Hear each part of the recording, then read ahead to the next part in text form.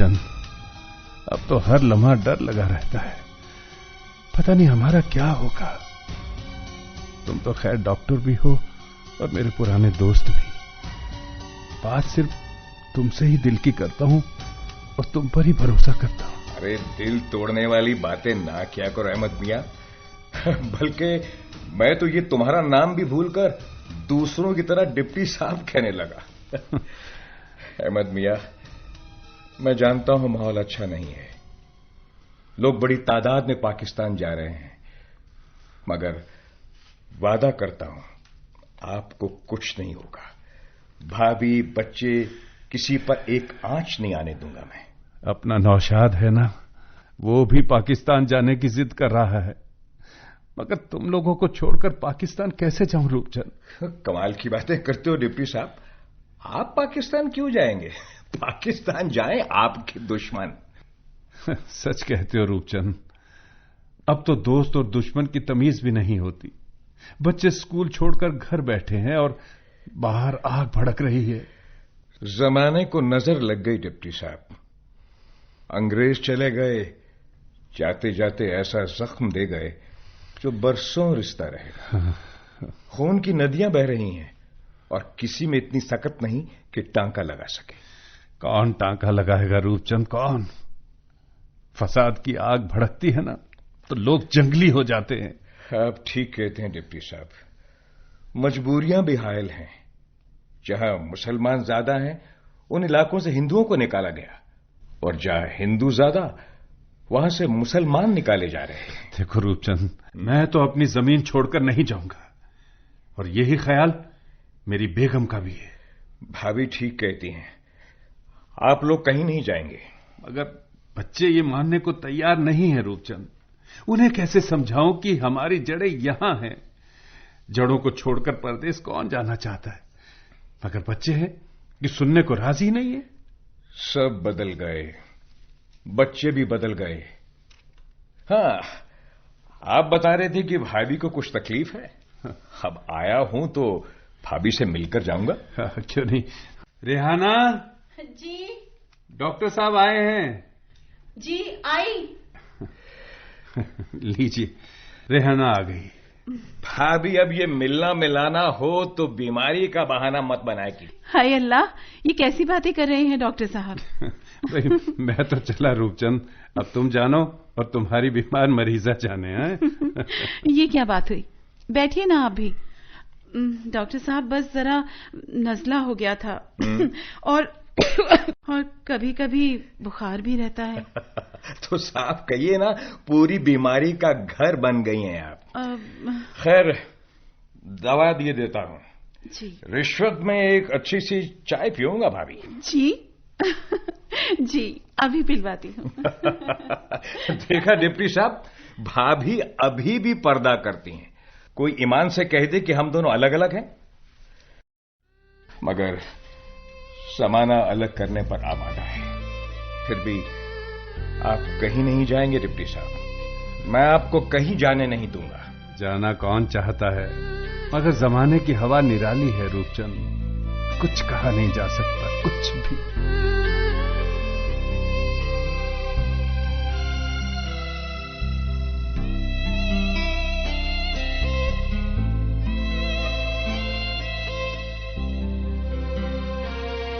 अब्बा समझते नहीं परवीन, जिद किए बैठे हैं। यहां रहे तो मार दिए जाएंगे। अब्बा भी क्या करें नौशाद भाई, पुराने उसूलों के आदमी हैं, सारी जिंदगी तो यही गुजार दी। अब पाकिस्तान कैसे जाएं? सब चले गए, राजा महाराजाओं के तलवे चाटने वाले रह गए सिर्फ, जिन्हें अब भी लगता है कोई मुआवजा होगा। मैं अजमेर से लौटा हूं, वहां से भी बड़ी तादाद में लोग जा रहे हैं। पर अब्बा को तो हालात की नजाकत का भी इल्म नहीं। याद है नौशाद भाई, एक हफ्ता पहले मियां झुप्पा ने स्कूल की दीवार पर पाकिस्तान जिंदाबाद लिख दिया, फिर उसकी मुखालफत में किसी ने वहां अखंड भारत लिख दिया। हाँ, जानता हूं। बात बढ़ गई, पुलिस बुलाई गई, मुजरिमों को पुलिस लॉरी में भरकर ले गई। अब ये बातें आम हो गई हैं। अब इस फिजा में यहाँ कौन रह सकता है नौशाद भाई? यही बात तो अब्बा और अम्मा को समझाने की कोशिश कर रहा हूं। अब्बा तो मान भी जाएं, लेकिन जानता हूं अम्मा नहीं मानेंगे। सही कहा नौशाद भाई, अम्मा नहीं मानेंगी। जमाना बदल गया, लेकिन अब्बा और अंकल को जमाने की हवा नहीं लगी। नौशाद, परवीन, दौड़ कर इधर आओ। क्या हुआ? देखो तुम्हारे अब्बा को क्या हो गया है। आए, ये देखो।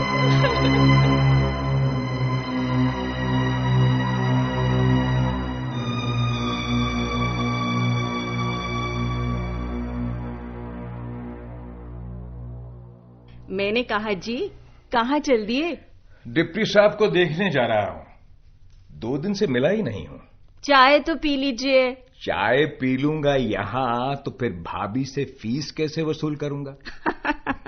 तो भाभी की चाय आपकी फीस है। जी हाँ, माय डियर मैडम सोनी। लेकिन वो तो आपसे इलाज के नाम पर भागती है कि कुनीन का मिक्सचर पीना पड़ेगा। अरे बीमारी में तो पीना ही पड़ेगा। वैसे किसने कहा है बीमार होने को? ये आप जाने और आपकी भाभी साहिबा जाने, मगर मुझे भी डर लगता है। क्यों? आग तेज हुई तो पता नहीं ये लोग भी घर छोड़कर ना चले जाएं। अरे शुभ शुभ बोलो, जाने कौन देगा इन्हें? बरसों से भाई की तरह रहते आए हैं, तो आइंदा भी मिलजुल कर रहेंगे। ये दस्तक कौन दे रहा है? आप ठहरिए, मैं दरवाजा खोलती हूँ।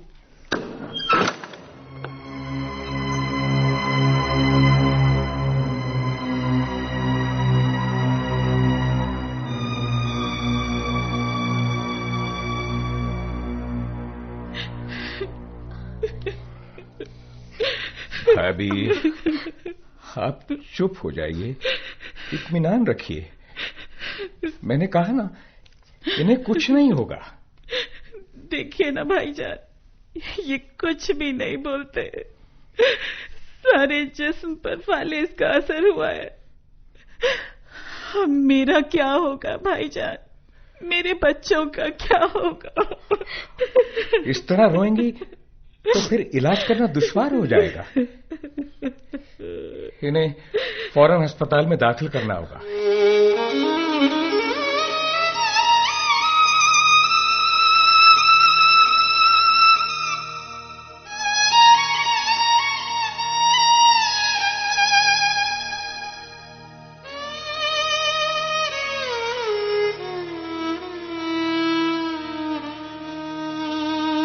अब्बा चले गए, जिंदगी से ज्यादा मुल्क के हालात से हार गए। तुम्हें याद है प्रवीण, अब्बा की मौत पर डॉक्टर अंकल किस तरह बिलख बिलख कर रो रहे थे? हाँ, हमें तो डॉक्टर अंकल को संभालना मुश्किल हो गया था। भाईजान, हम तो अपना ही गम भूल गए। ठीक कहती हो। अस्पताल में भी सारी रात डॉक्टर अंकल अब्बा के पास ही रहते थे। अम्मा को सोने के लिए कहकर खुद ही सारी रात जागते रहते थे। भाईजान, कभी कभी सोचती हूँ, ये कैसी आग है? इस आग ने मोहब्बत के जज्बों को कहां तकसीम किया है। सच कहती हो प्रवीण, लेकिन इसके बावजूद जज्बे तकसीम हुए हैं। जज्बे तकसीम न होते तो हालात इतने खराब न होते। सुना है आग पिछले मोहल्ले तक फैल चुकी है। हमारा मोहल्ला भी किसी वक्त भी दंगाइयों की जद में आ सकता है। अम्मा को बोलता हूं, समझाता हूं उन्हें, हमारे पास और कोई रास्ता भी नहीं है। भाईजान, क्या अम्मा मान जाएंगी? अम्मा को छोड़कर भी तो नहीं जाया जा सकता। अम्मा को मनाना ही होगा। अगर इसके बाद भी अम्मा नहीं मानी तो फिर देखा जाएगा, लेकिन इन हालात में यहां रहना जान को आफत में डालना है। भाईजान, सुबह डॉक्टर अंकल आए थे, कह रहे थे घबराने की जरूरत नहीं है, कुछ हुआ तो हम लोग उनके घर में शिफ्ट कर जाएंगे। ये मुमकिन नहीं है प्रवीण, सिवाय यहां से जाने के हमारे पास दूसरा कोई रास्ता नहीं है। चलो अम्मा को समझाने की कोशिश करते हैं, आओ। भाईजान, मैं अम्मा का जवाब जानती हूँ।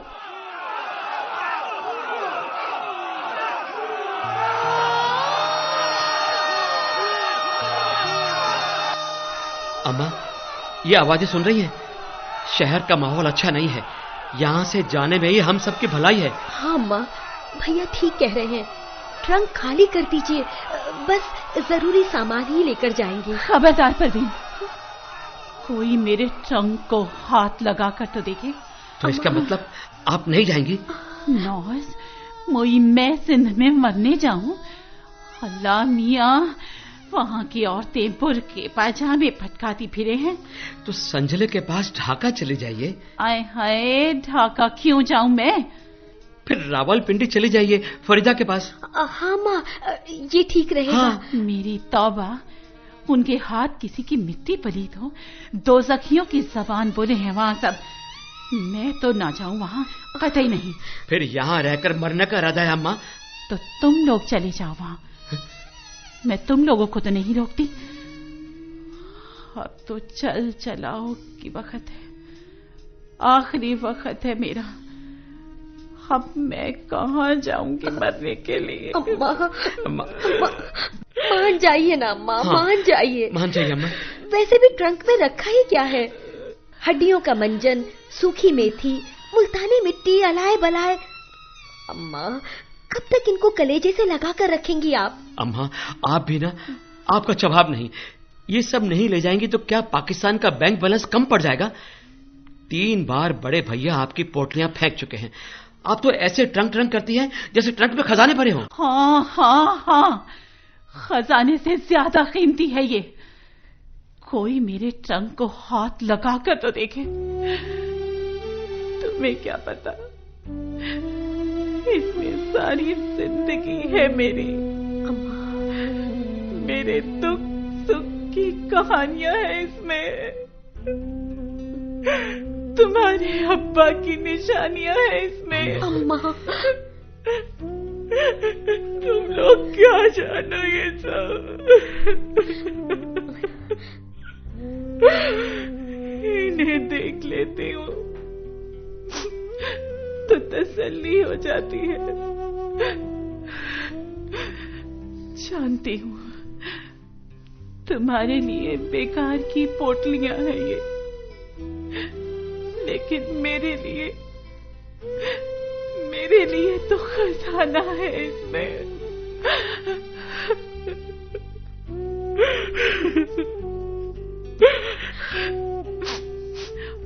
और अब बहुत हुआ, किसी ने आके मुझसे कुछ पूछा तो उसकी खैर नहीं।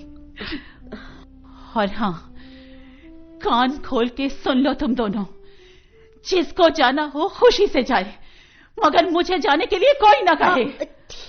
ठीक है अम्मा, यही रहो, लेकिन रोना चीखना बंद करो। सारी आवाज यहाँ से डॉक्टर अंकल के यहाँ जाती है। वो क्या सोचेंगे हमारे बारे में? जिसे जो सोचना है वो सोचे, मुझे क्या। लेकिन मैं नहीं जाऊंगी यहाँ से, और ना ही मेरा कोई सामान जाएगा। सुन लिया तुम दोनों ने। चलो प्रवीण, अब अम्मा से कौन बहस करे? अम्मा, आपका इरादा मरने का है तो कौन रोक सकता है? अम्मा, एक बार फिर सोच लो। हम अपने वतन जाएंगे, अपने वतन। कौन सा वतन? किस वतन में जाओगे तुम? बताओ, कहाँ है अपना वतन? ये अपना वतन नहीं हुआ तो दूसरा कहाँ से हो जाएगा अपना वतन? इसी खाक में पैदा हुए, यही पले बड़े, अब तो यही की खाक गंवारा है मुझे। चिराग से ही हूँ, नन्हा सा झोंका आया और चिराग की लौ खामोश।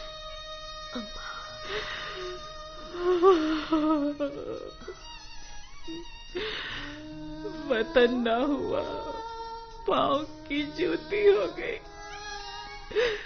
जरा तंग पड़ी, उतार फेंकी, दूसरी पहन ली।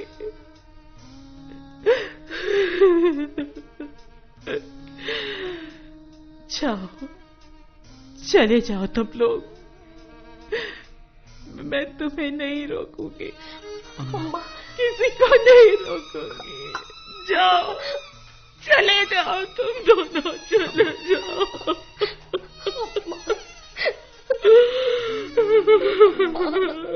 चले जाओ।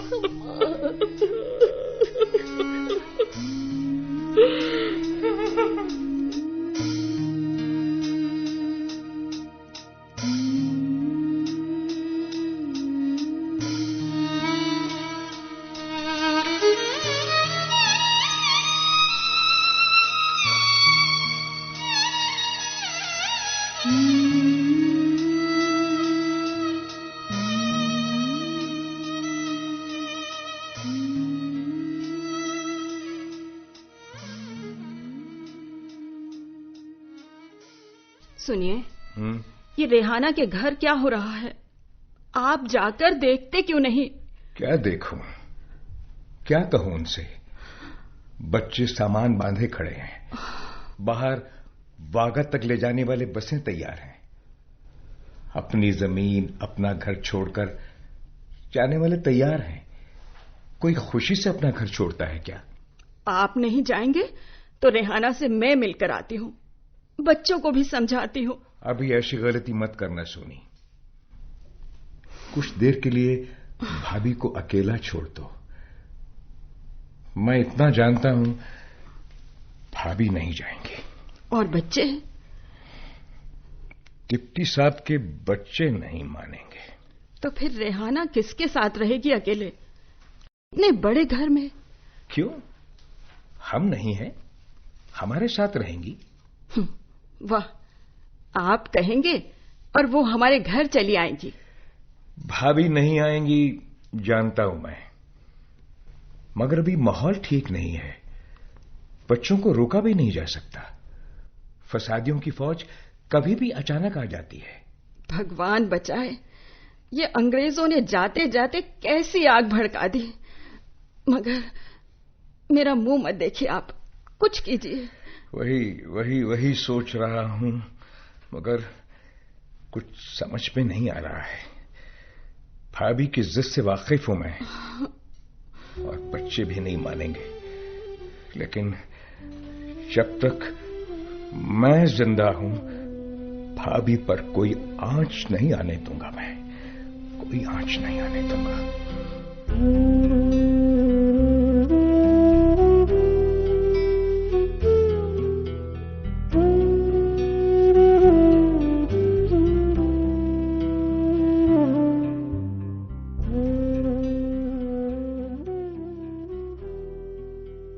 नौशाद भाई, अम्मा बिल्कुल चुप हैं, किसी बात का जवाब नहीं देती, जैसे सख्ता मार गया हो। हाँ प्रवीण, सारा सामान बंद गया है, रात के वक्त निकलना होगा। कम वक्त आंसू भी सूख गए। यही ख्याल आ रहा है कि अम्मा हमारे बगैर कैसे रहेगी। हाँ भाईजान, मैं भी यही सोचकर परेशान हो रही हूं। सोचा था एक बार और अम्मा से बात करूंगी, मगर अम्मा तो कुछ भी बोलने सुनने को तैयार ही नहीं। बस अब्बा के कमरे में बैठी हैं, चेहरा मुर्दा हो रहा है। भाईजान, अम्मा को देख देख कर तबीयत घबरा रही है मेरी। घबराने से काम नहीं चलेगा प्रवीण। पिछले मोहल्ले में जबरदस्त मार काट मच चुकी है।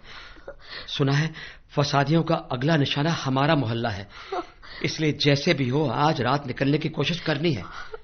अल्लाह सब ठीक करेगा। मेरा तो दिल बैठा जा रहा है। अम्मा के बारे में सोचती हूँ तो पागल हो जाती हूँ।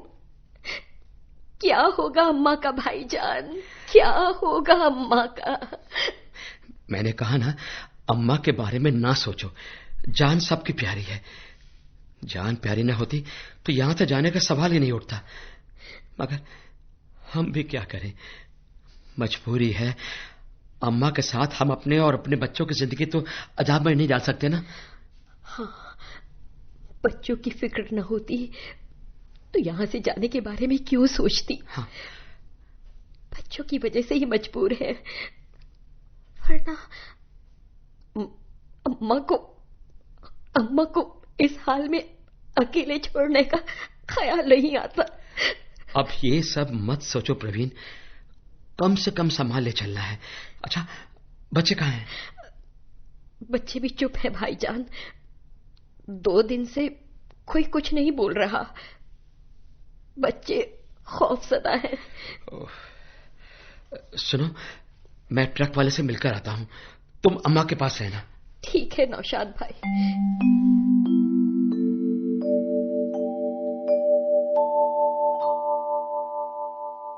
सुनिए, मैं डिप्टी भैया के दरवाजे से लौट आई, अंदर जाने की हिम्मत ही नहीं हुई। परवीन की आवाज सुनी, कलेजा बैठ गया। रेहाना की तबीयत भी अच्छी नहीं, मगर मैं मिल भी नहीं सकती। सोनी, अभी मिलने की जरूरत भी नहीं। इस आलम में बच्चों के अंदर गुस्सा भरा है। मुझे डिप्टी साहब याद आ रहे हैं। याद है, मरने के 1 दिन पहले मैं उनके पास था। डिप्टी साहब को अपनी मौत का यकीन हो चला था। इसके बावजूद उन्होंने मुझसे कहा,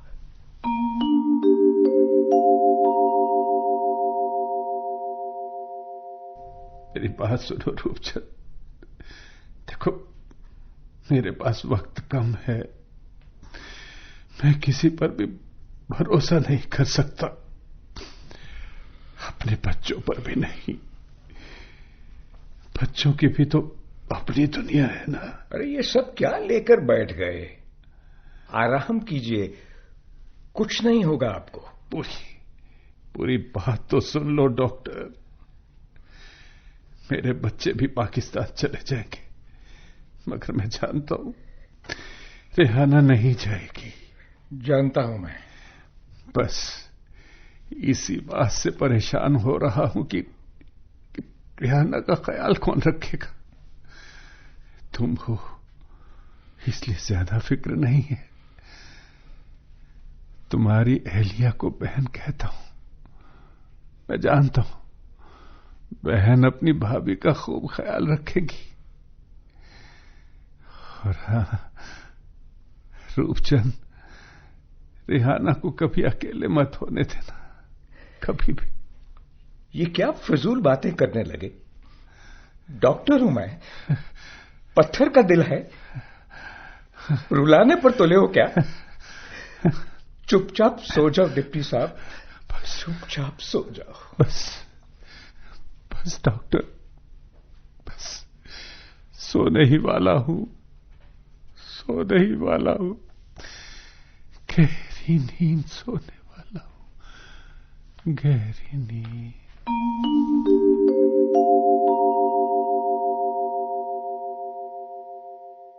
लेकिन ये बात आपने बताई नहीं। क्या बताता? डिप्टी साहब की याद आती है तो आंखें भर जाती हैं। सालिमों ने आपस की मोहब्बत पर भी पहरा बिठा दिया। सुना है आज रात में ये लोग जाने वाले हैं। हाँ, मैंने भी सुना है।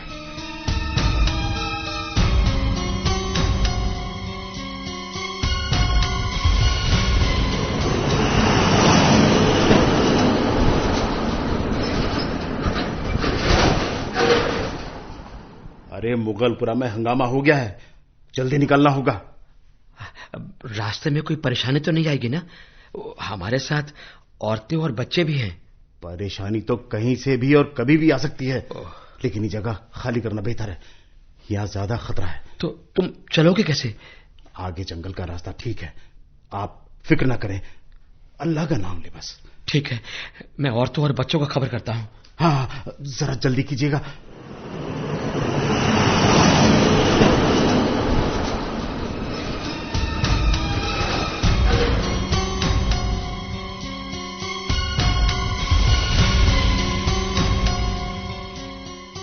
चले गए, नालायक ना खलफ चले गए। अरे ये सब तुम्हारी करतूत है अंग्रेजों।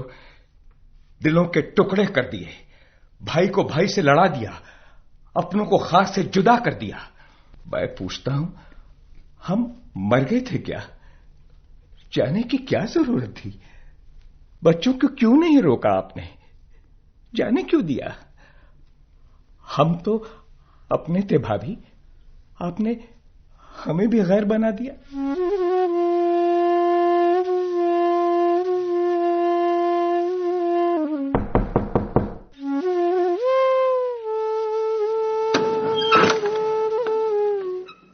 तुम लोग?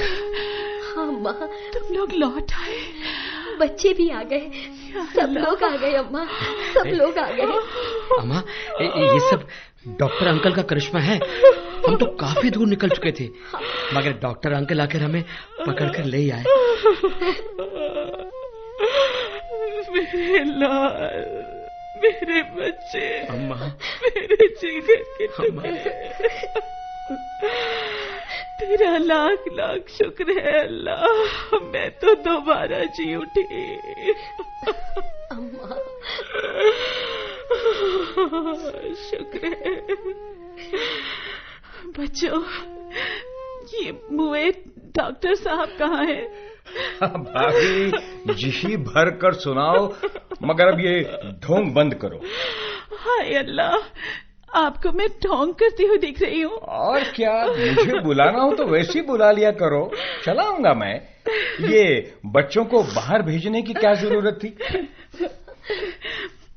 बस अब आप चुप कीजिए। भाभी, आज तो फीस दिलवा दो। क्या? नलायकों को लोनी जंक्शन से पकड़ कर लाया हूं मैं। चुप कीजिए, बड़े आए हैं अपनी भाभी से फीस लेने वाले।